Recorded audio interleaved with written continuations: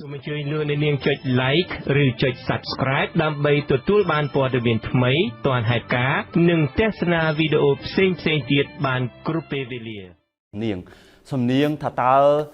លទ្ធផលនៅពេលនេះបានបង្ហាញយ៉ាងច្បាស់ដូចម្តេចខ្លះហើយយើងដឹងហើយថាពេលនេះលោក Biden ទទួលបានជ័យជំនះតើលទ្ធផលប្រកាសថាតើលោក Biden ទទួលបានជ័យជំនះនៅក្នុងរដ្ឋណាបន្ថែមហើយរដ្ឋណាដែលមិនទាន់ទទួលបានជ័យជំនះនៅក្នុងការបោះឆ្នោតនេះបានបើប៉ុណ្ណាលោកធរិតយើងឃើញថាដំណើរការនៃការបោះឆ្នោតជ្រើសរើសប្រធានាធិបតីសហរដ្ឋអាមេរិកទម្រាំតែចេញលទ្ធផលគឺថាប្រើពេលយូរមែនទែនយើងបានធ្វើការផ្សាយផ្ទាល់ចាប់តាំងពីថ្ងៃទី3ខែវិច្ឆិកាបាទឆ្នាំ2020បាទរហូតមកដល់នេះថាត្រូវថ្ងៃអង្គារឥឡូវនេះគឺយើងចូលទៅដល់ព្រឹកថ្ងៃអាទិត្យទៅហើយទើបតែមានការចេញលទ្ធផលយប់មិញលទ្ធផលនេះគឺបានចេញនៅវេលាយប់មិញក្នុងរង្វង់ម៉ោង12បាទរំលងអាធ្រាត្រដែលយើងខ្ញុំបានធ្វើការតាមដានយ៉ាងយកចិត្តទុកដាក់បាននិយាយទៅបានន័យថាយើងសម្រាប់បានតិចបំផុតដើម្បីធ្វើការតាមដានហើយនៅវេលាម៉ោងខ្ទង់12យប់មិញនេះយើងឃើញថាបណ្ដាសារព័ត៌មានពិភពលោកល្បីៗជាច្រើនមានដូចជា Fox News BBC CNN ពីសារព័ត៌មាន ABC របស់ពិភពលោកហ្នឹងឃើញថាមានការគេថាបញ្ជូននៅ notification ទៅកាន់បណ្ដាអ្នកប្រើប្រាស់ smartphone ជាច្រើននៅលើពិភពលោកក៏ដូចជាមានការផ្សាយផ្ទាល់តាមកញ្ចក់ទូរទស្សន៍បើទោះបីជាដំណើរការរាប់សន្លឹកឆ្នោតមិនទាន់បានបញ្ចប់ទាំងស្រុងប៉ុន្តែលទ្ធផលបានបង្ហាញឲ្យឃើញថាលោក Joe Biden ទទួលបាន290តំណាងអ្នកបោះឆ្នោតរួចទៅហើយរហូតមកដល់ពេលនេះបានន័យថា207ឈ្នះឥឡូវបានដល់ទៅ209បន្ទាប់ពីទទួលបាននៅរដ្ឋ Pennsylvania និងរដ្ឋ Nevada នេះគឺជាលទ្ធផលមួយដ៏សុវត្ថិភាពសម្រាប់លោក Joe Biden នៅក្នុងការដណ្ដើមយកតំណែងជាប្រធានាធិបតីសហរដ្ឋអាមេរិកទី46បន្ទាប់ពីលោក Donald Trump យើងក៏លេខទៅមើល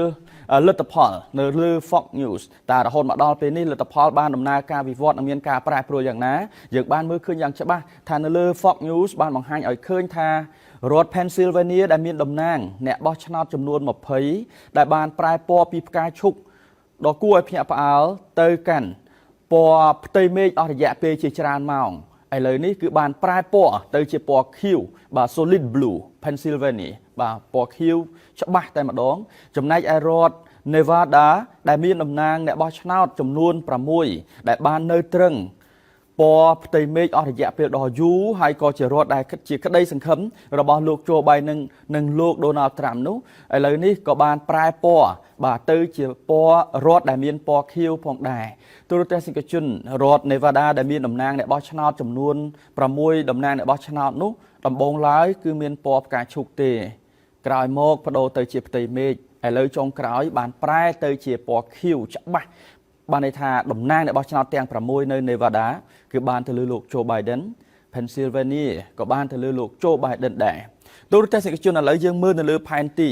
ដែលជាលទ្ធផលផ្សាយផ្ទាល់របស់សារព័ត៌មាន Fox News ប៉ុន្តែដល់ពេលនេះលោក Joe Biden ទទួលបាន290តំណាងអ្នកបោះឆ្នោតចំណែកលោក Donald Trump នៅ214តំណាងអ្នកបោះឆ្នោតដដែលកលេចមើល Pennsylvania មុនគេPennsylvania យើងឃើញថានៅពេលនេះគឺស្លឹកឆ្នោតដែលគេបានរាប់រួចគឺ99%ហើយយើងក៏មិនប្រកាសថាអាចនឹងបន្តរាប់តទៅមុខទៀតដែរហើយជួនកាលអាចមានស្លឹកឆ្នោតខ្លះវាអាចជាស្លឹកឆ្នោតដែលគេយកប្រើការមិនបានបាទអញ្ចឹងក៏គេអាចកំណត់ត្រឹមនេះក៏ថាបានប៉ុន្តែទោះបីជារាប់ឬក៏មិនរាប់ប៉ុន្តែលោកJoe Biden យើងអាចនិយាយបានថា secure បានន័យថាមានសុវត្ថិភាពហើយសម្រាប់លទ្ធផលនេះអញ្ចឹងហើយបានជាសារព័ត៌មាន Fox News គឺបានដាក់សញ្ញា tick មួយនៅកន្លែងនេះហើយលោក Joe Biden គឺនាំមុខលោក Donald Trump ត្រឹមតែ 0.6% តែប៉ុណ្ណោះគឺលោក Joe Biden ទទួលបាន 49.7% នៃស្លឹកឆ្នោតដែលត្រូវបានរាប់សរុបនៅក្នុងរដ្ឋនេះលោក Donald Trump ទទួលបាន 49.1% នៃស្លឹកឆ្នោតដែលត្រូវបានរាប់នៅក្នុងរដ្ឋនេះកលេចមកមើលការនាំមុខត្រឹមតែបន្តិចរបស់លោក Joe Biden នេះតើនាំមុខប៉ុន្មានពួកគាត់គឺសុទ្ធសឹងតែទទួលបានបាទសម្លេងឆ្នោតពីប្រជាពលរដ្ឋបាទគឺរង្វង់3លានជាងដូចគ្នាលោក Donald Trump 3,31,529 លោក Joe Biden ទទួលបាន 3,35,884 អញ្ចឹងខ្ទង់លានគឺ3លានដូចគ្នាប៉ុន្តែលោក Donald Trump ទទួលបាន 31,000 ជាងលោក Joe Biden ទទួលបាន 35,000 ជាងបាទគឺបានន័យថាលោក Joe Biden នាំមុខ លោក Donald Trump នៅក្នុងរដ្ឋ Pennsylvania នេះក្នុងរង្វង់ 40,000 សម្លេងហើយដូច្នេះហើយបានជាយប់មិញនេះយើងឃើញថាសារព័ត៌មានពិភពលោកល្បីៗបានគេហៅថា projection បានន័យថាការគណនាពីបណ្ដាសារព័ត៌មានទាំងនោះគឺថាពួកគាត់មានការគណនាបាទដូចយើងដែរដែលយើងបានធ្វើការបូកប្រហែលថ្ងៃកន្លងមកនេះលោកធិរិតយើងបានធ្វើការបូកឃើញរដ្ឋដែលមានពណ៌ផ្ទៃមេឃយើងធ្វើការបូកតំណាងអ្នកបោះឆ្នោតក៏ដូចជាជាមួយនឹងលទ្ធផលដែលលោក Biden គាត់ទទួលបានគឺយើងបានមើលឃើញដែរឥឡូវនេះនៅសល់រដ្ឋ Georgia បាននៅសល់រដ្ឋ Georgia មួយទៀតដែលវានៅពណ៌ផ្ទៃមេឃនៅឡើយហើយយើងបានធ្វើការបូកប្រហែលថ្ងៃមកនេះយើងខ្ញុំក៏បានធ្វើការផ្ដល់នៃការគណនាត្រួសបាទ BTV ក៏បានធ្វើការបូកត្រួសដែរបើសិនជាបានGeorgiaមួយទៀតលោក Joe Biden នឹងទទួលបានដល់ទៅ306បាទសម្លេង306តំណាងអ្នកបោះឆ្នោតឯណោះឥឡូវនេះGeorgiaតើស្ថានភាពយ៉ាងណាទៅហើយGeorgiaពិតណាស់គឺលោក Joe Biden នៅតែនាំមុខប៉ុន្តែគាត់មិនទាន់ទទួលបានសញ្ញាធីកបាទដូចរដ្ឋ Pennsylvania នោះទេ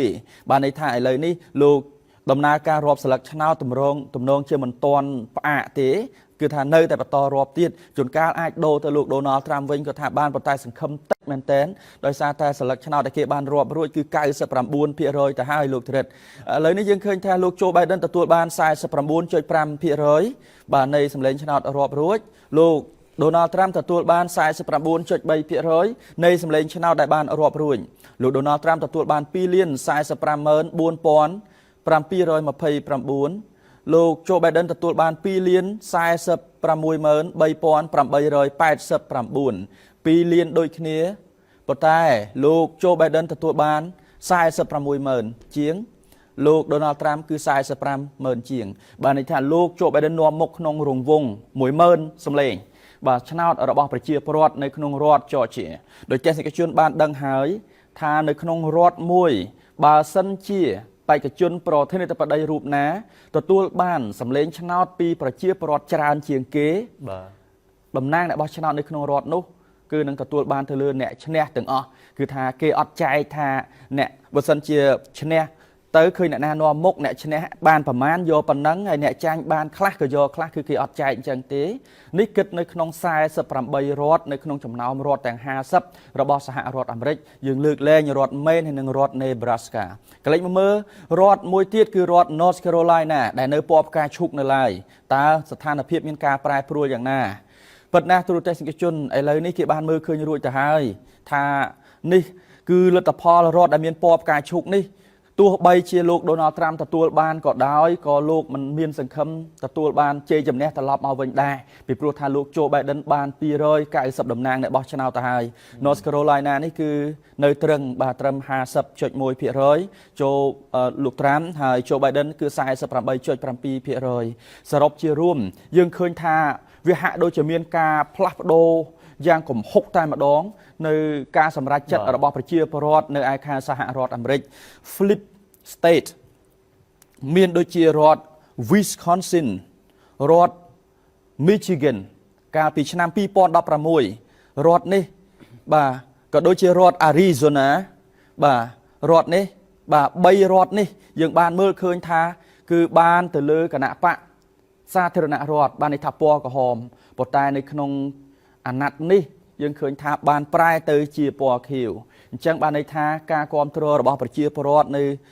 ក៏ដូចជា Pennsylvania នេះផងដែរបាទ Pennsylvania នេះកាលពីអាណត្តិមុនក៏ពណ៌ក្រហមដែរបាទ Pennsylvania ហើយនិង Georgia បាទគឺពណ៌ក្រហមប៉ុន្តែឥឡូវនេះយើងឃើញថា Flip State មាន Wisconsin Michigan Pennsylvania ហើយនិងរដ្ឋ Arizona Flip State ហើយយើងអត់ទាន់ដឹងច្បាស់ 100% ថា Georgia នឹង flip ដែរឬអត់ទេនឹងដូរពណ៌ពីក្រហមទៅខៀវដែរឬក៏អត់ទេបើយើងប្រៀបធៀបជាមួយនឹងកាលពីឆ្នាំ2016អញ្ចឹងសរុបជារួមយើងឃើញថាការទទួលបានរដ្ឋ Nevada 6តំណាងអ្នកបោះឆ្នោត Pennsylvania 20ទៀតបូកចូលគ្នាទៅតំណាងអ្នកបោះឆ្នោតគឺ26បាទ26អញ្ចឹងនៅពេលដែលបូកជាមួយនឹងលទ្ធផលដែលគេរាប់រួចជាផ្លូវការគឺ264គឺលោក Joe Biden ទទួលបាន290តំណាងអ្នកបោះឆ្នោតបានត្រឹម270គឺល្មមឈ្នះប៉ុន្តែឥឡូវបានដល់290គេថាឈ្នះដាច់ឈ្នះដែលដោយមានសវត្ថភាពដោយដែលលោកធិរិតបានដឹងថា ប្រជាពលរដ្ឋអាមេរិកលោកបោះឆ្នោតនៅថ្ងៃទី3ខែវិច្ឆិកានេះគឺគ្រាន់តែសម្រេចថាតើបេក្ខជនប្រធានាធិបតីរូបណានឹងទទួលបានតំណាងអ្នកបោះឆ្នោតនៅតាមបណ្ដារដ្ឋតែប៉ុណ្ណោះអញ្ចឹងតំណាងអ្នកបោះឆ្នោតនេះនៅថ្ងៃទី14ខែធ្នូឆ្នាំនេះពួកគាត់នឹងធ្វើការបោះឆ្នោតមកតង់ទៀតបានន័យថាប្រជាពលរដ្ឋលោកបោះឲ្យតំណាងអ្នកបោះឆ្នោតយកទៅបោះឲ្យមកតង់ទៀតអញ្ចឹងថ្ងៃទី14ខែធ្នូតំណាងអ្នកបោះឆ្នោតបាទ elector ទាំងនេះគាត់នឹងធ្វើការបោះឆ្នោតបាទម្ដងទៀតហើយពិតណាស់ពីព្រោះថាតំណាងអ្នកបោះឆ្នោតរបស់ខាងគណៈបកសាធារណរដ្ឋគឺត្រូវបានគណៈបកសាធារណរដ្ឋគេអ្នកជ្រើសរើសអញ្ចឹងបើសាធារណរដ្ឋទទួលបាន214គឺសង្ឃឹមថាពួកគាត់នឹងបោះប៉ុណ្ណឹងហើយព្រោះថាសិទ្ធិគ្នាឯងទេបាទសិទ្ធិគ្នាឯងទេហើយឥឡូវបើលោកโจ Biden ទទួលបាន290តំណាងអ្នកបោះឆ្នោតគឺសង្ឃឹមខ្ពស់មែនទែនពីព្រោះថា290នោះគឺសិតសឹងតែមានការបដិញ្ញាបាទការស្បត់ស្បាយជាមួយនឹងខាងគណៈបកបាទនីមួយ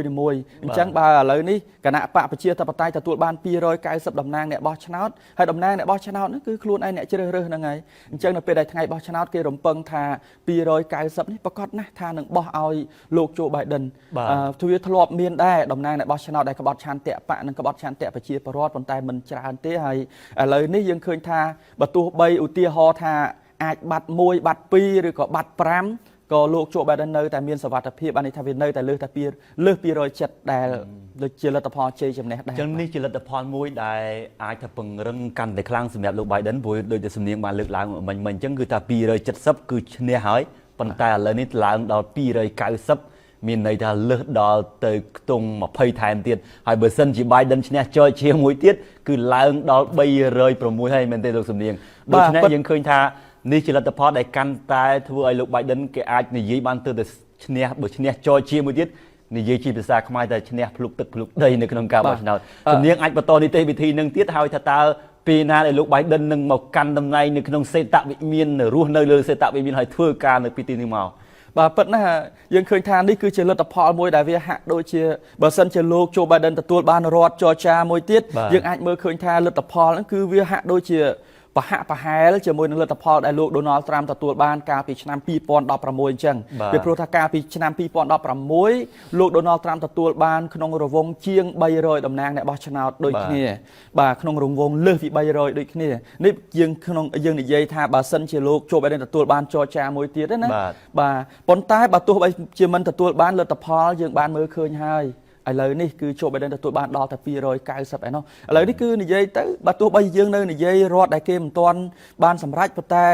យើងគ្រាន់តែនិយាយផ្ដល់ព័ត៌មានបន្ថែមដោយសារតែការរាប់ស្លឹកឆ្នោតវាអត់ទាន់ចប់ទាំងស្រុងអញ្ចឹងបានន័យថាលោកโจ Biden អាចនឹងទទួលបានលើសពីនេះទៅទៀតឬក៏អាចលោក Donald Trump មានការកើនឡើងបន្តិចបើទោះបីជាខ្លួនមិនអាចទទួលបានជ័យជំនះយ៉ាងណាក៏ដោយប៉ុន្តែថ្ងៃទី3ខែវិច្ឆិកាប្រជាពលរដ្ឋលោកបោះឆ្នោតដើម្បីជ្រើសរើសបាទតំណាងបានន័យថាជ្រើសរើសប្រធានាធិបតីរបស់ខ្លួនសម្រាប់ថាតើប្រធានាធិបតីណាទទួលបានតំណាងអ្នកបោះឆ្នោតប្រមាណនៅតាមរដ្ឋបន្ទាប់ពីថ្ងៃ3វិច្ឆិកាបោះឆ្នោតហើយគេរាប់ស្លឹកឆ្នោតបន្តមកលើកនេះគឺថាការរាប់ស្លឹកឆ្នោតគឺថាជាប្រវត្តិសាស្ត្រហើយរបស់សហរដ្ឋអាមេរិកគឺថារាល់ឆ្នាំបើបោះឆ្នោតថ្ងៃ3យ៉ាងយូរថ្ងៃ4ពេលល្ងាចលទ្ធផលចេញហើយប៉ុន្តែឥឡូវនេះបោះថ្ងៃ3បាទយើងគិតតាមនៅកម្ពុជាយើងចោះថ្ងៃ3នៅកម្ពុជាយើងហើយរហូតមកដល់ថ្ងៃនេះបាទតាំងពីថ្ងៃអង្គាររហូតមកដល់ថ្ងៃអាទិត្យកដាលយប់បាទថ្ងៃសៅរ៍យប់មិញនេះរំលងអាធ្រាត្រឈានចូលដល់ថ្ងៃអាទិត្យនេះទើបមានការចេញលទ្ធផលបែបនេះអញ្ចឹងយើងឃើញថាជាប្រវត្តិសាស្ត្រហើយដែលមានការរាប់ស្លឹកឆ្នោតយូរយ៉ាងនេះរបស់ខាងការបោះឆ្នោតនៅខាងសហរដ្ឋអាមេរិកលទ្ធផលចេញហើយគឺនៅបន្ទាប់ពីលទ្ធផល popular vote ចេញហើយគឺថាតំណាងអ្នកបោះឆ្នោតគាត់នឹងទៅបោះឆ្នោតនៅថ្ងៃទី14ខែធ្នូបានន័យថាថ្ងៃច័ន្ទពាក់កណ្ដាលខែធ្នូគេគិតជ្រើសរើសយកថ្ងៃច័ន្ទបន្ទាប់ពីថ្ងៃពុធរំលងផុតទៅបាន2ដងបន្ទាប់ពីថ្ងៃទី14ធ្នូនឹងតំណាងអ្នកបោះឆ្នោតគាត់បោះឆ្នោតហើយគឺនៅថ្ងៃទី6ខែមករាឆ្នាំ2021គឺសភា Congress នឹងចាប់ផ្ដើមរាប់សម្លេងឆ្នោតដែលតំណាងអ្នកបោះឆ្នោតលោកបានបោះហើយបន្ទាប់ពីរាប់សម្លេងឆ្នោតហើយប្រធានាធិបតីថ្មីបានន័យថាលោកโจ Biden នៅពេលនេះលោកនឹងឡើងទៅកាន់តំណែងជាប្រធានាធិបតីតាមរយៈការស្បត់ចូលនៅវិមាន Capitol ដែលជាវិមានសភា Congress ឬក៏យើងហៅថាជាវិមាន Capitol នេះនៅថ្ងៃទី20 ខែមករាឆ្នាំ2021លោក Joe Biden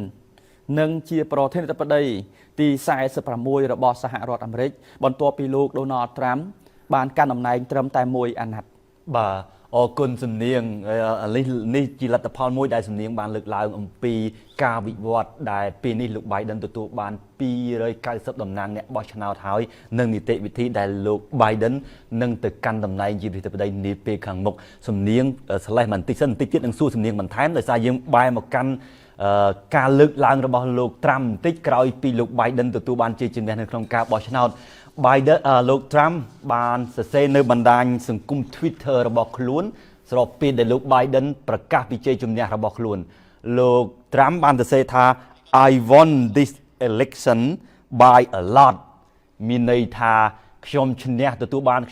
បានជ័យជំនះនៅក្នុងការបោះឆ្នោតនេះដោយសម្លេងគាំទ្រច្រើនណាស់នេះជាការលើកឡើងរបស់លោក Trump ស្របពេលដែលលោក Biden ទទួលបានជ័យជំនះទៅហើយប៉ុន្តែលោក Donald Trump បានប្រកាសថាខ្លួនបានទទួលបានជ័យជំនះដូចគ្នាដោយសម្លេងនៃការបោះឆ្នោតដោយច្រើនលើសលប់ថែមទៀតនោះសំនៀងជុំវិញការលើកឡើងរបស់លោក Trump បែបនេះសម្រាប់សំនៀងដែលតាមដាននៅព្រឹត្តិការណ៍តាំងពីដើមមកជុំវិញការបោះឆ្នោតនិងលទ្ធផលនៃការបោះឆ្នោតមើលឃើញការលើកឡើងរបស់លោក Trump ស្របពេលដែលលោក Biden ទទួលបានជ័យជំនះហើយលោក Trump នៅតែប្រកាសថាខ្លួនទទួលបានជ័យជំនះដោយសម្លេងច្រើនថែមទៀតនោះយ៉ាងណាបាទរឿងនេះមើលទៅគឺថាលោក Donald Trump ដូចជារៀងកំសត់ដោយដែលលោកធីរិតក៏ដូចជាក្រុមការងាររបស់យើងបានធ្វើការតាមដានតាំងពីថ្ងៃបោះឆ្នោតរហូតដល់មានការរាប់ស្លឹកឆ្នោតគឺយើងបានមើលឃើញថាគាត់ណាបើកឆាករាប់ស្លឹកឆ្នោតដំបូងគឺថាលោក Donald Trump គឺថាបើទោះបីជាគេរាប់ស្លឹកឆ្នោតរួចឃើញថាលោក Trump សម្លេងតំណាងអ្នកបោះឆ្នោតមានមិនដល់លោក Joe Biden យ៉ាងណាក៏ដោយប៉ុន្តែគឺថាសង្ឃឹមរបស់លោក Donald Trump នៅពេលនោះគឺខ្ពស់កប់ពពកឯនោះនៅពេលនោះសូម្បីតែរដ្ឋ Michigan រដ្ឋ Wisconsin រដ្ឋ Nevada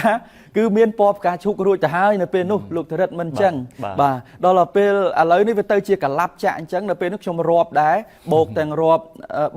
ដ្ឋ Nevada រដ្ឋ Wisconsin រដ្ឋ Michigan គឺរដ្ឋ Pennsylvania នឹងផងហើយរដ្ឋ Florida រដ្ឋ Georgia រដ្ឋ North Carolina បានន័យថាគ្រាន់តែពណ៌ក្រហមហើយនឹងពណ៌ផ្កាឈូកហ្នឹងគឺច្រាលបាទគេថាក្រហមច្រាលផ្កាឈូកហ្នឹងគឺស្ទើរតែពេញផែនទីរបស់សហរដ្ឋអាមេរិកទៅហើយនៅពេលដែលដំណើរការរាប់ស្លឹកឆ្នោតបានចាប់ផ្ដើមបើកឆាកដំបូងប៉ុន្តែដោយសារតែលោក Joe Biden បើកឆាកឡើងហ្នឹងគឺថាគាត់បានឈ្នះរដ្ឋ California មានតំណែងរបស់ឆ្នោតច្រើនជាងគេបាទ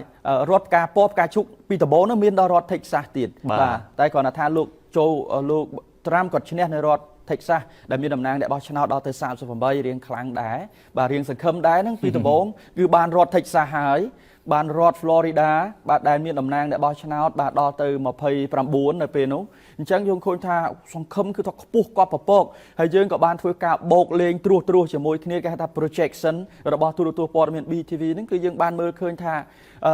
បូករដ្ឋដែលមានពណ៌ផ្កាឈូកហើយនឹងរដ្ឋដែលមានពណ៌ក្រហមចូលគ្នាទៅយើងឃើញថាលោក Donald Trump គឺទទួលបានជិត300បាទជិត300តំណែងអ្នកបោះឆ្នោតបាទបានន័យថាខ្ពស់ដែរបាទខ្ពស់បានន័យថាលទ្ធផលដែលលោក Biden កំពុងទទួលបាននេះពីមុនតាមការពិតគឺជាក្តីរំពឹងរបស់លោក Donald Trump ទេប៉ុន្តែស្រាប់តែឥឡូវលទ្ធផលចេញមកម្ដងបន្តិចបើទោះបីជាយូរប៉ុន្តែយើងតាមដានទៅឃើញថារដ្ឋពណ៌ផ្កាឈូកវាមិនត្រឹមតែបដូរមកផ្ទៃមេឃទេវានៅត្រឹងផ្ទៃមេឃរៀងយូរវាបដូរទៅខៀវទៀតបាទអញ្ចឹងបានន័យថាវាហាក់ដូចជាលទ្ធផលមួយដែលមានការកលាប់ចាក់មែនទែនធ្វើថាដំបូងមានម្នាក់នៅកប់ពពកបាទអ្នកកប់ពពកចុះមកដល់ក្រោមទៅជាលោក Joe Biden ឡើងទៅកប់ពពកមិនត្រឹមតែជាក្តីសង្ឃឹមទេឥឡូវនេះបានទទួលបានជោគជ័យទាំងស្រុងបាទនៅក្នុងការបោះឆ្នោតនេះទៀតសោតហើយមួយវិញទៀតទូរទស្សនិកជនយើងឃើញថាអ្វីដែលលោក Donald Trump លោកបានលើកឡើងថាតាមការពិតលោកឈ្នះដោយសម្លេងឆ្នោតច្រើនណាស់បើ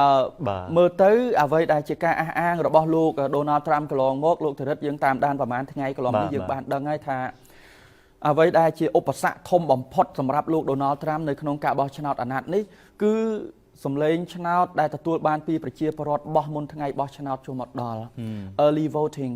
ខ្ញុំបាទសូមបញ្ជាក់ដែរថាសម្រាប់ប្រព័ន្ធបោះឆ្នោតនៅសហរដ្ឋអាមេរិកគឺគេតែងតែសម្រួលដល់ប្រជាពលរដ្ឋរបស់គេបានន័យថាប្រជាពលរដ្ឋណាដែលលោកមិនអាចមកបោះឆ្នោតនៅក្នុងថ្ងៃបោះឆ្នោតនឹងបាននៅថ្ងៃ3វិច្ឆិកាបានគឺគាត់អាចបោះមុនបានបាទអាចមកបោះនៅមណ្ឌលបោះឆ្នោតដោយផ្ទាល់នឹងក៏បានហើយសម្រាប់ប្រជាពលរដ្ឋខ្លះទៀតដែលលោកអត់បានមកបោះផ្ទាល់ដោយផ្ទាល់គឺគាត់អាចបោះតាមប្រអប់សម្បត្តិបាទនៅក្នុងនោះមានតាំងពីប្រជាពលរដ្ឋសហរដ្ឋអាមេរិកដែលគាត់មានសិទ្ធិបោះឆ្នោតតែគាត់អត់បាននៅក្នុងប្រទេសរបស់គាត់នៅក្នុងអំឡុងហ្នឹងបាទបានន័យថាគាត់អត់បានមកបោះថ្ងៃ3ហើយគាត់អត់បាននៅក្នុងប្រទេសទៀតអញ្ចឹងគាត់អាចបោះតាមប្រអប់សម្បត្តិបានតែគាត់ស្នើណាគាត់ស្នើមានរដ្ឋខ្លះបើចាំប្រជាពលរដ្ឋស្នើទេគឺគេបញ្ជូនឲ្យត្មងបាទបញ្ជូនឲ្យប្រជាពលរដ្ឋគេត្មងគាត់បោះឲ្យគាត់អាចទម្លាក់ចូលមកក្នុងប្រអប់សម្បត្តិហ្នឹងទៅហើយខាងប្រៃសណីខាងមែលហ្នឹងគេប្រអប់សម្បត្តិហ្នឹងគេបញ្ជូនបាទមកដល់មន្ត្រីបោះឆ្នោតដើម្បីធ្វើការរាប់បញ្ហាគឺនៅត្រង់ថានៅក្នុងឆ្នាំនេះគិតត្រឹមថ្ងៃបោះឆ្នោតវាថ្ងៃ3យើងគិតត្រឹមថ្ងៃទី1ខែវិច្ឆិកាហ្នឹងគឺបាទសំឡេងឆ្នោតដែលប្រជាពលរដ្ឋលោកទៅបោះឆ្នោតមុនថ្ងៃបោះឆ្នោតចូលមកដល់នោះឃើញថាវាដល់ទៅជាង90% 90លានជាងទៅហើយបាទ90លានជាងទៅហើយដែលជាចំនួនមួយខ្ពស់ខ្លាំង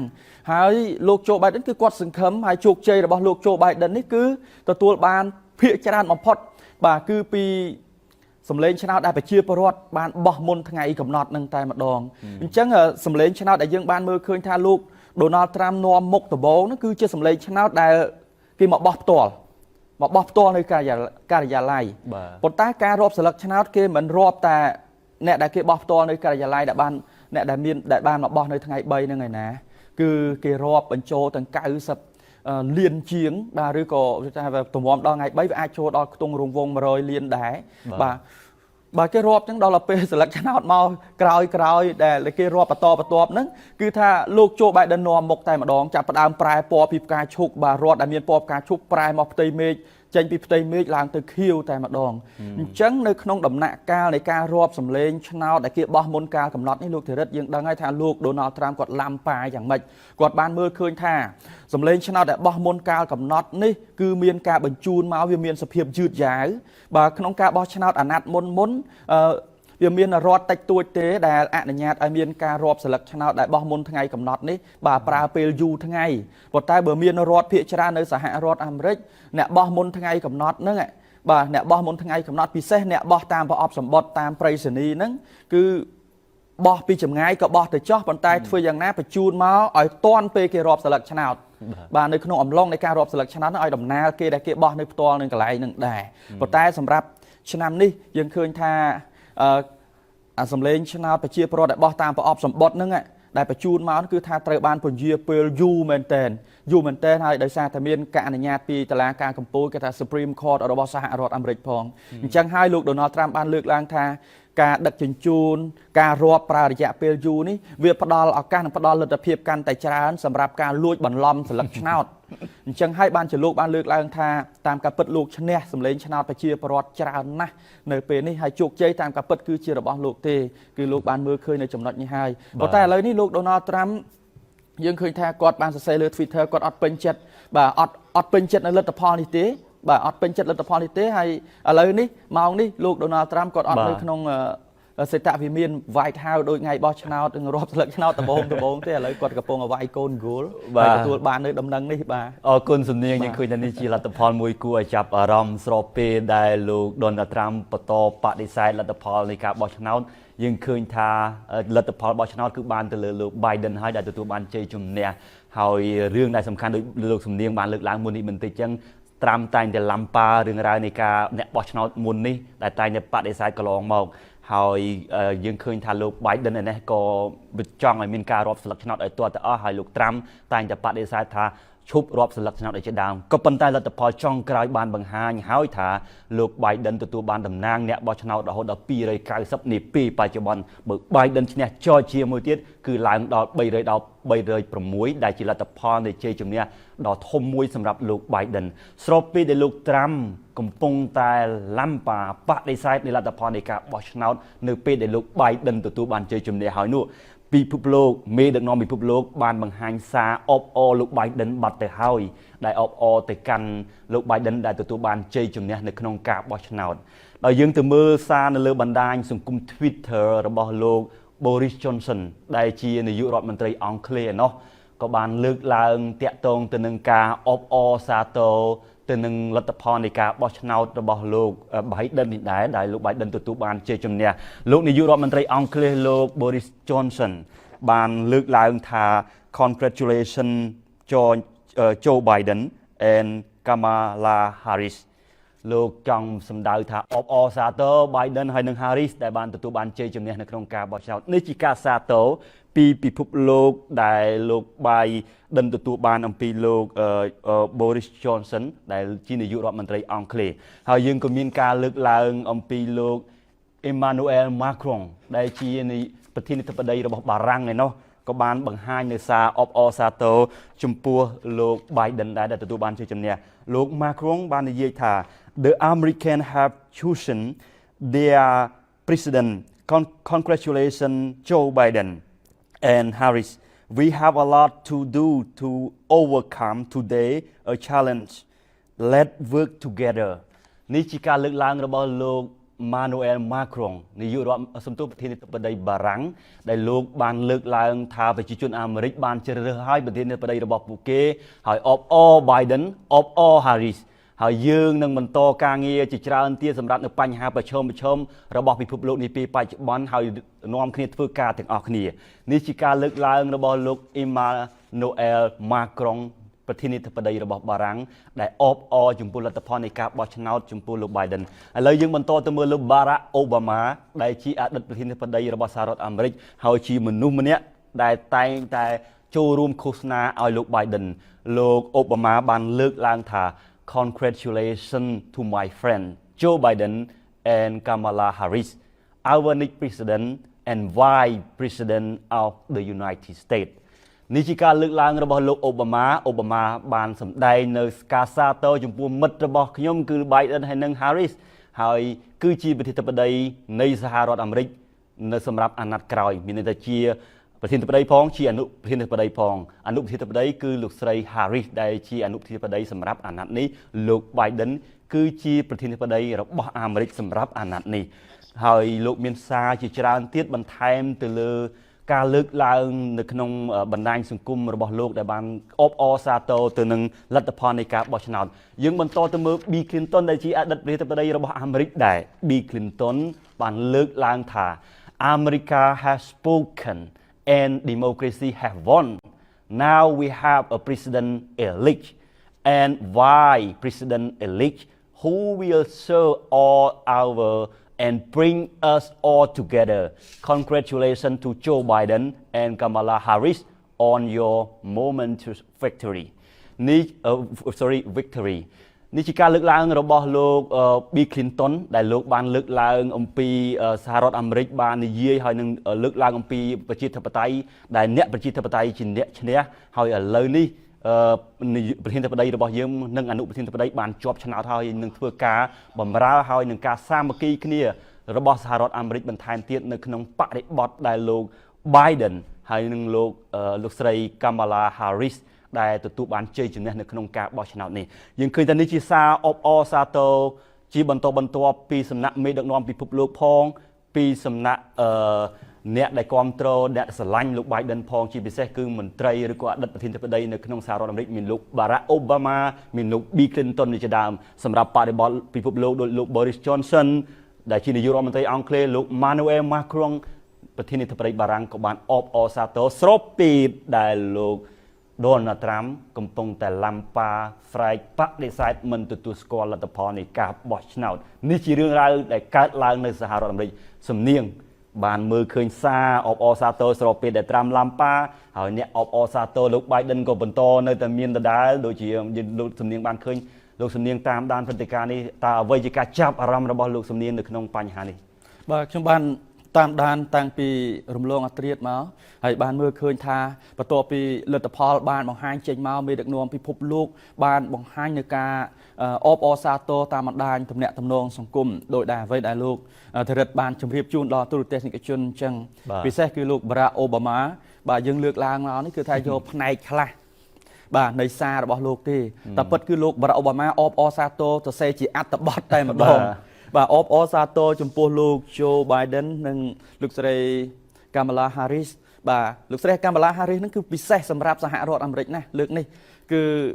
លោកស្រី Kamala Harris ដែលទទួលបានជ័យជំនះតាមលទ្ធផលជាមួយនឹងលោក Joe Biden ហ្នឹងគឺលោកស្រីបានក្លាយទៅជាអនុប្រធានាធិបតីជាស្ត្រីដំបូងគេបំផុតនៅក្នុងប្រវត្តិសាស្ត្ររបស់សហរដ្ឋអាមេរិកហើយទេសកជនកលេចទៅមើលលទ្ធផលនៅតាមសម្លេងភាគតិចនិងភាគច្រើននៅក្នុងសភា Congress របស់សហរដ្ឋអាមេរិកបន្តិចលទ្ធផលរបស់លោក Joe Biden នេះតើមានធ្វើឲ្យមានការប្រែប្រួលបាទចំពោះលទ្ធផលនៅក្នុងសភាដែរឬក៏យ៉ាងណាយើងឃើញហើយថាដំណើរការនៃការបោះឆ្នោតជ្រើសរើសប្រធានាធិបតីសហរដ្ឋអាមេរិកលទ្ធផលគឺនឹងបង្ហាញបាទទៅលើសម្លេងភាគតិចនិងភាគច្រើននៅក្នុងសភាដែរដោយសារតែតំណាងអ្នកបោះឆ្នោតទាំង538នេះគឺពួកគាត់នឹងមាន535បាទដំណើរការងារជាសមាជិកសភាថ្មីរបស់សហរដ្ឋអាមេរិកប៉ុន្តែក្នុងនោះខាងព្រឹទ្ធសភាគឺទោះបីមានបណ្ណាបដោយប៉ុន្តែឥឡូវនេះគេគិតត្រឹមគេត្រូវការតែ35ទេដោយសារតែ65ទៀតហ្នឹងវាអត់ទាន់គ្រប់អាណត្តិ6ឆ្នាំអញ្ចឹងទោះបីថាអ្នកណាឈ្នះក៏ដោយក៏អ្នកគេត្រូវប្រគប់អាណត្តិ6ឆ្នាំគេនៅឲ្យប្រគប់ទៅអ្នកដែលត្រូវដោះដូរគឺមានតែ35ទេប៉ុន្តែគេនៅបូកជាមួយអ្នកចាស់ដែរធ្វើយ៉ាងណាខាងព្រឹទ្ធសភានោះគឺក្នុងចំណោម100នោះលុះត្រាតែមានគណៈបកមួយទទួលបាន51ទើបអាចដំឡេងសម្លេងភាគច្រើននៅក្នុងសភាបានយើងឃើញថាលទ្ធផលនៅក្នុងសភា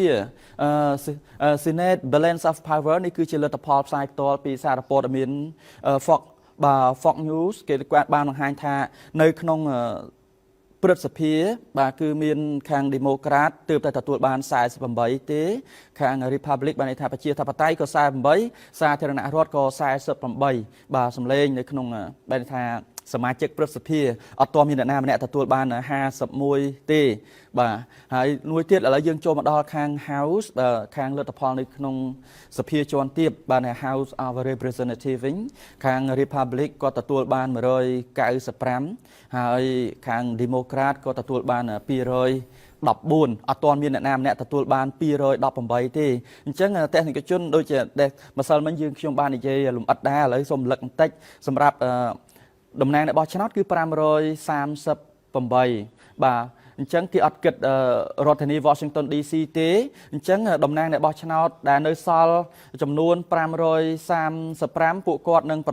បន្តការងារជាសភាបាទលើកលែងតែព្រឹទ្ធសភាដែលគេយកតែ35ហើយនៅក្នុងបើ100គេបើ100ទៅព្រឹទ្ធសភាអញ្ចឹងបានន័យថានៅសល់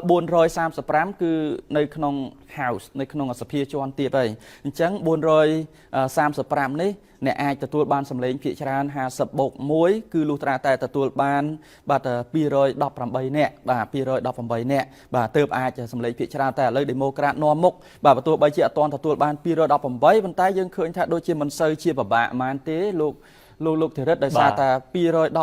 ឡូវខាង Democrat ទទួលបាន214ហើយបាទ214ថែមតែ4ទៀតមកបាទថែមតែ4ទៀតមកគឺអាចបានហើយអញ្ចឹងន័យថាឥឡូវយើងបន្តតាមដល់លទ្ធផលបន្តទៀតបាទតាមលទ្ធផលបឋមមកនោះគឺគ្រប់បណ្ដាញសារព័ត៌មានទាំងអស់ធ្វើការវាតម្លៃថាលោក Joe Biden បាទអាចនឹងឈ្នះបានប្រតិភូចំនួន20ថែមទៀតដែលជាចំនួនមួយគ្រប់គ្រាន់ធ្វើឲ្យលោកអាចក្លាយទៅជាប្រធានាធិបតីទី46របស់សហរដ្ឋអាមេរិកបានបាទដូច្នេះហើយបានជាពេលនេះគ្រប់បណ្ដាញសារព័ត៌មានផ្សាយពីជោគជ័យរបស់លោកបាទហើយខ្ញុំសូមជម្រាបផងដែរថានៅពេលដែលព័ត៌មាននឹងបានចេញប្រតិកម្មក៏មានចេញពីខាងលោកប្រធានាធិបតីបច្ចុប្បន្នគឺលោក Donald Trump ផងដែរបាទមុននឹងខ្ញុំបញ្ជាក់ពីប្រតិកម្មរបស់លោកប្រធានាធិបតី Donald Trump គឺព័ត៌មាននឹងយើងប្រហែលថ្ងៃរងចាំ យូរហើយពីការប្រកាសលទ្ធផលហ្នឹងបាទម្ដងថាអាចនឹងចេញមុននៅខាងរដ្ឋArizona រដ្ឋNevada ប៉ុន្តែឬក៏រដ្ឋនៅខាង Georgia ប៉ុន្តែទីបំផុតគឺនៅរដ្ឋPennsylvania លោកប្រធានាធិបតីបានអង្គបោះឆ្នោតគ្រប់គ្រាន់ដើម្បីអាចនឹងក្លាយទៅជាប្រធានាធិបតីជាប់ឆ្នោតបាទប៉ុន្តែនៅពេលដែលដំណឹងនេះបានដឹងមកនៅថ្ងៃព្រឹកថ្ងៃសៅរ៍មកនៅសហរដ្ឋអាមេរិកនេះគឺពេលហ្នឹងលោកប្រធានាធិបតី Donald Trump លោកកំពុងតែនៅលេងកូនហ្គោលបាទលេងកូនហ្គោលនៅកន្លែងក្លឹបវាយកូនហ្គោលឯកជនរបស់លោកនៅក្នុងរដ្ឋ Virginia បាទលោកទទួលដំណឹងនេះហើយក្រោយពីទទួលដំណឹងនឹងភ្លាមក្រុមយុទ្ធនាការរបស់លោកប្រធានាធិបតីបានចេញសេចក្តីថ្លែងការណ៍មួយប្រឆាំងនឹងការប្រកាសនឹងវិញបាទហើយខ្ញុំសូមដកស្រង់នៅសេចក្តីថ្លែងការណ៍មួយចំនួនហ្នឹងគឺលោកក្រុមយុទ្ធនាការហ្នឹងថាមិនដឹងថាហេតុអ្វីបានជាលោក Joe Biden ហ្នឹងប្រញាប់ប្រញាល់មកប្រកាសថាខ្លួនជាអ្នកឈ្នះនោះទេបាទហើយមិនដឹងថាហេតុអ្វីបានជាបណ្ដាញសារព័ត៌មានដែលជាសម្ព័ន្ធមិត្តរបស់លោកហ្នឹងបាទព្យាយាមយ៉ាងខ្លាំងដើម្បីជួយលោកនោះទេបាទហើយពួកគេមិនចង់ឲ្យការពិតចេញមកនោះឡើយបាទហើយការពិតដ៏សាមញ្ញហ្នឹងគឺសេចក្តីគឺការបោះឆ្នោតនេះនៅមិនទាន់ចប់នៅឡើយទេបាទការបោះឆ្នោតនឹងមិនទាន់ចប់នោះគឺបានន័យថាក្រុមការងាររបស់លោកប្រធានាធិបតីនឹងបន្តដាក់ពាក្យបណ្ដឹងប្រឆាំងជំទាស់នឹងលទ្ធផលឆ្នោតនោះទៀតបាទហើយក្រុមយុទ្ធនាការនោះបានបន្តទៀតថាលោក Joe Biden ហ្នឹងមិនទាន់ត្រូវបានគេបញ្ជាក់ថាជាអ្នកឈ្នះដោយរដ្ឋណាមួយឡើយបាទសូមដូច្នេះនេះគឺជានៅមានតែរដ្ឋដែលនៅត្រូវប្រកួតប្រជែងគ្នាយ៉ាងតឹងតែងទៀតបាទដែលមានរដ្ឋខ្លះអាចនឹងត្រូវបង្ខំឲ្យរាប់សន្លឹកឆ្នោតឡើងវិញបាទបង្ខំឲ្យរាប់សន្លឹកឆ្នោតឡើងវិញហើយបាទហើយក្រុមយុទ្ធនាការរបស់យើងគឺមានហេតុផលផ្លូវច្បាប់គ្រប់គ្រាន់ដើម្បីជំទាស់នឹងលទ្ធផលឆ្នោតនោះមុននឹងសម្រេចថាតើអ្នកណាជាអ្នកឈ្នះពិតប្រាកដបាទនេះគឺជាការប្រតិកម្មរបស់ខាងយុទ្ធនាការរបស់លោកប្រធានាធិបតី Donald Trump បាទហើយខ្ញុំសូមបញ្ជាក់ផងដែរថាតាមនីតិវិធីគឺខាងនៅពេលដែលបានអង្គបោះឆ្នោតហើយអញ្ចឹងបាទនៅពេលដែលបានអង្គបោះឆ្នោតអញ្ចឹងគឺក្រុមអង្គបោះឆ្នោតឬក៏ហៅថាប្រតិភូហ្នឹងនឹងជួបតាមគម្រោងនឹងត្រូវជួបប្រជុំគ្នានៅថ្ងៃទី14ខែធ្នូដើម្បីសម្រេចថាជ្រើសរើសប្រធានាធិបតីនិងអនុប្រធានាធិបតីជាផ្លូវការហើយបញ្ជូនទៅខាងព្រឹទ្ធសភាដើម្បីពិនិត្យនិងសម្រេចបាទនៅថ្ងៃទី6ខែមករាបាទហើយបើសិនជាបានសម្រេចហើយគ្មានការជំទាស់ទេគឺនឹងស្បត់ចូលកាន់តំណែងនៅថ្ងៃទី20ខែមករាបាទនេះគឺជានីតិវិធីដែលមានកន្លងមកហើយក៏មានចំណុចដែលគួរឲ្យចាប់អារម្មណ៍ផងដែរនោះគឺបើទោះបីជាលោកប្រធានាធិបតីបើយើងស្ដាប់តាមជំហរនេះគឺលោកប្រធានាធិបតីនៅបន្តតស៊ូប៉ុន្តែអ្វីដែលជានីតិវិធីបើសិនជាតុលាការប្តឹងទៅតុលាការដែលក្រុមអ្នកច្បាប់មួយចំនួនបានលើកឡើងថាប្រហែលជាមិនមានភស្តុតាងគ្រប់គ្រាន់ដែលអាចនឹងឲ្យយកមកពិចារណាបានស៊ីជម្រៅជាពិសេសក្រុមលោកប្រធានាធិបតីចង់ប្តឹងទៅតុលាការកំពូលបាទតុលាការកំពូលដូច្នេះអ្នកក្រុមអ្នកច្បាប់បកស្រាយថាអាចនឹងមិនមានហេតុផលអង្គហេតុអីគ្រប់គ្រាន់ដែលអាចនឹងឲ្យតុលាការកំពូលយកករណីនេះមកពិនិត្យមើលនោះទេបាទប៉ុន្តែយើងនឹងតាមដានមើលទៀតក៏ប៉ុន្តែអ្វីដែលជាដំណឹងផងដែរគឺនៅយប់នេះបាទម៉ោង8យប់នៅសហរដ្ឋអាមេរិកនេះដល់ទៅជាម៉ោង8ព្រឹកម៉ោងនៅប្រទេសកម្ពុជាលោក Joe Biden ដែលជាដែលពេលបច្ចុប្បន្ននេះជាគេហៅថាប្រធានាធិបតីជាប់ឆ្នោតហ្នឹងនឹងថ្លែងសន្ទរកថាជាលើកដំបូងទៅកាន់អ្នកបោះឆ្នោតរបស់លោកហើយនឹងទាំងអ្នកមិនបោះឆ្នោតរបស់លោកផងដែរពីព្រោះអីលោក Joe Biden លោកតែថ្លែងថាលោកចូលឈ្មោះក្នុងនាមជាគណៈបកប្រជាធិបតេយ្យប៉ុន្តែពេលដែលលោក ធ្វើជាប្រធានាធិបតីគឺលោកធ្វើជាប្រធានាធិបតីរបស់សហរដ្ឋអាមេរិកគឺទាំងលោកនឹងបម្រើទាំងអ្នកដែលបោះឆ្នោតជូនលោកនិងអ្នកដែលមិនបោះឆ្នោតជូនលោកដូច្នេះតើសន្ទរកថារបស់លោកយ៉ាងម៉េចនៅយប់នេះនៅម៉ោង8យប់នៅសហរដ្ឋអាមេរិកហើយនឹងដែលត្រូវជាម៉ោង8ព្រឹកម៉ោងនៅប្រទេសកម្ពុជាក្រោយពីសន្ទរកថាចាប់ខ្ញុំនឹងសង្ខេបជូនខ្លឹមសារមួយចំនួនទៀតបាទហើយជឿថាបងប្អូនខ្លះដែលមានទូរទស្សន៍ហើយចេះភាសាអន្តរជាតិអីហ្នឹងគឺអាចស្ដាប់បានហើយបាទប៉ុន្តែសម្រាប់អ្នកដែលមិនមានជំនាញខ្លាំងខាងភាសាខ្ញុំនឹងធ្វើសេចក្តីរាយការណ៍បន្តទៀតនៅប្រហែលជាខ្ទង់ម៉ោង9ព្រឹកម៉ោងនៅប្រទេសកម្ពុជាបាទសូមអរគុណសូមជម្រាបលាបាទ And the people who brought me to dance, Delawareans. I see my buddy Senator Tom Carper down there, and I think Senator Coons is there, and I think the governor's around. And is that Ruth Ann? And that former Governor Ruth Ann Minner. Most importantly, my sisters-in-law and my sister Valerie. Anyway. Folks, the people of this nation have spoken. They've delivered us a clear victory, a convincing victory, a victory for we the people. We've won with the most votes ever cast on a presidential ticket in the history of the nation. 74 million.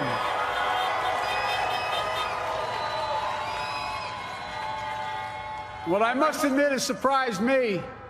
Tonight,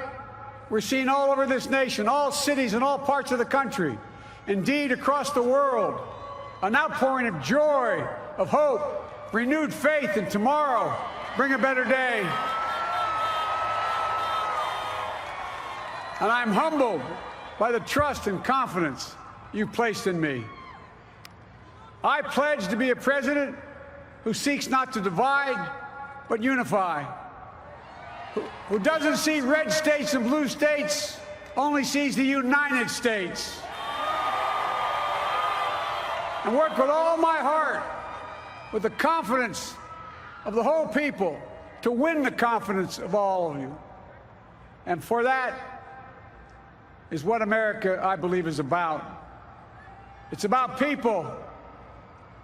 And that's what our administration will be all about.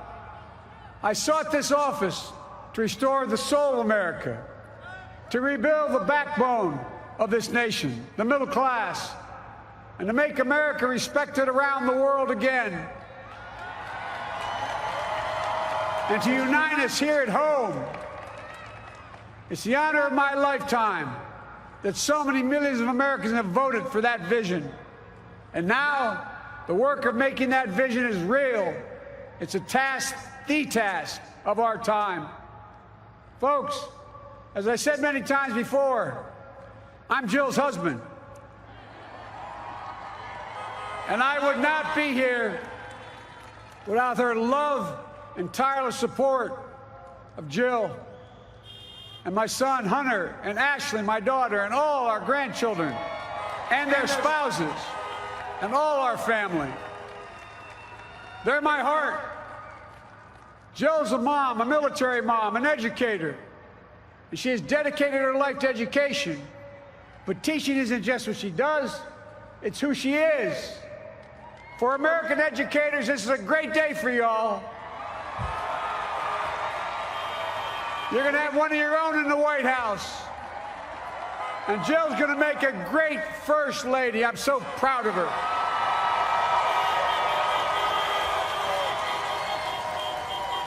And I'll have the honor of serving with the fantastic Vice President who you just heard from, Kamala Harris, who makes history as the first woman, first black woman, the first woman from South Asian descent, the first daughter of an immigrant ever elected in this country. Don't tell me it's not possible in the United States. It's long overdue. And we're reminded tonight of those who fought so hard for so many years to make this happen. But once again, America's bent the arc of the moral universe more toward justice. Kamala, Doug, like it or not, your family, you become an honorary Biden, there's no way out. All those of you who volunteered and worked the polls in the middle of this pandemic, local elected officials, you deserve a special thanks from the entire nation. And to my campaign team and all the volunteers and all who gave so much of themselves to make this moment possible, I owe you. I owe you. I owe you everything. And to all those who supported us, I'm proud of the campaign we built and ran. I'm proud of the coalition we put together, the broadest and most diverse coalition in history. Democrats, Republicans, Independents, progressives, moderates, conservatives, young, old, urban, suburban, rural, gay, straight, transgender, white, Latino, Asian, Native American. I mean it, especially those moments, and especially for those moments when this campaign was at its lowest ebb. The African American community stood up again for me. You've always had my back, and I'll have yours. I said at the outset, I wanted to represent this campaign to represent and look like America. We've done that. Now that's what I want the administration to look like and act like. For all those of you who voted for President Trump, I understand the disappointment tonight. I've lost a couple times myself, but now let's give each other a chance. It's time to put away the harsh rhetoric, lower the temperature, see each other again, listen to each other again. And to make progress, we have to stop treating our opponents as our enemies. They are not our enemies. They are Americans. They're Americans. The Bible tells us to everything there is a season, a time to build, a time to reap and a time to sow, and a time to heal. This is the time to heal in America.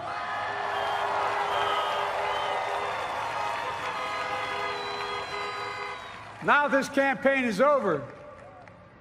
What is the will of the people? What is our mandate? I believe it's this. Americans have called upon us to marshal the forces of decency, the forces of fairness, to marshal the forces of science and the forces of hope in the great battles of our time. The battle to control the virus, the battle to build prosperity, the battle to secure your family's health care, the battle to achieve racial justice and root out systemic racism in this country, and the battle to save our planet by getting climate under control, the battle to restore decency, defend democracy, and give everybody in this country a fair shot. That's all they're asking for, a fair shot. Folks, our work begins with getting COVID under control. We cannot repair the economy, restore our vitality, or relish life's most precious moments, hugging our grandchildren, our children, our birthdays, weddings, graduations, all the moments that matter most to us until we get it under control. On Monday, I will name a group of leading scientists and experts as transition advisors to help take the Biden-Harris COVID plan and convert it into an action blueprint that will start on January the 20th, 2021. That plan will be built on bedrock science. It will be constructed out of compassion, empathy, and concern. I will spare no effort, none, or any commitment to turn around this pandemic. Folks, I'm a proud Democrat, but I will govern as an American president. I'll work as hard for those who didn't vote for me as those who did. Let this grim era of demonization in America begin to end here and now.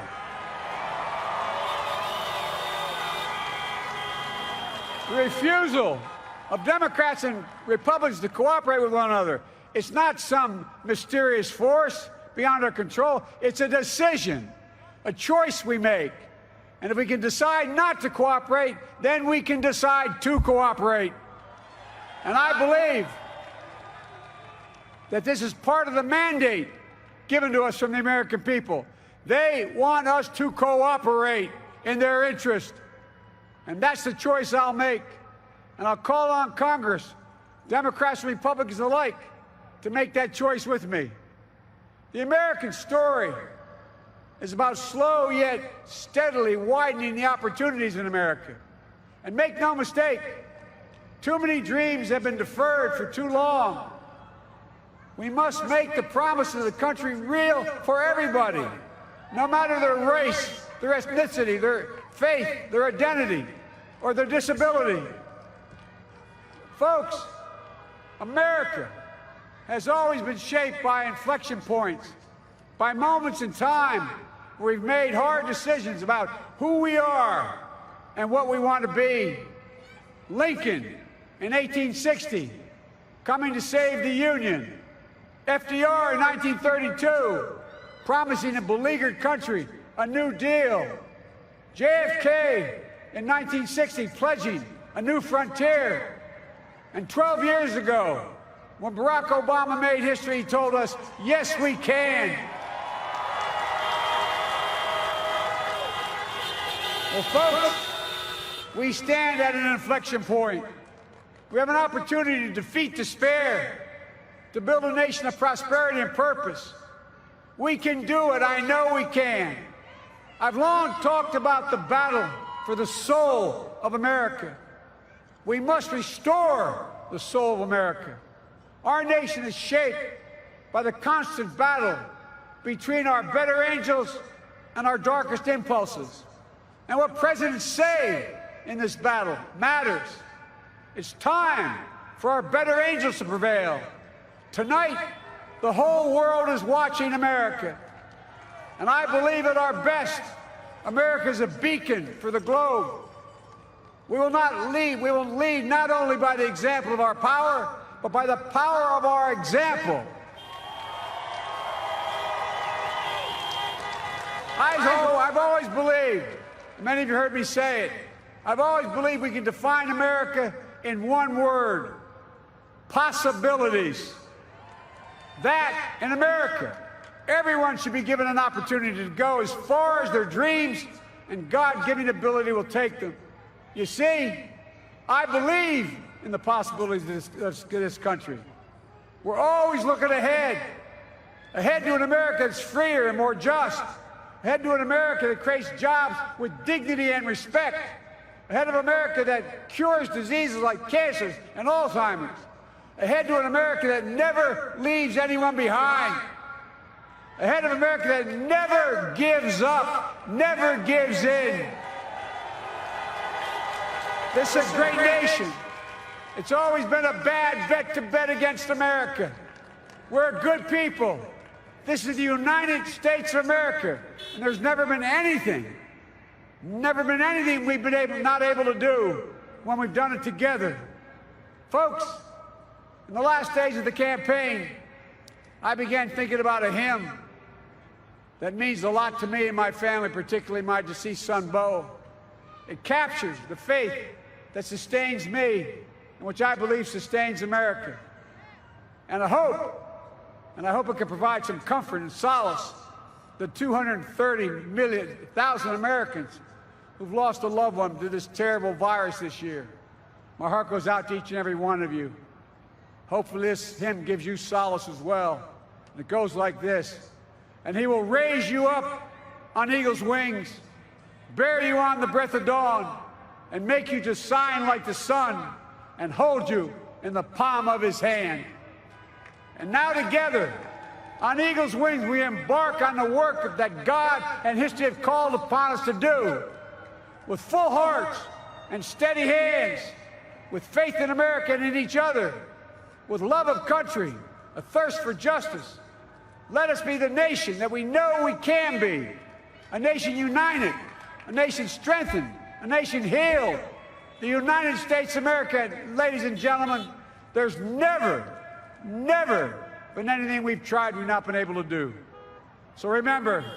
as my grandpapa, our grandpapa used to say when I walked out of his home when I was a kid up in Scranton, he said, "Joey, keep the faith." And our grandmother, when she was alive, she yelled, "No, Joey, spread it.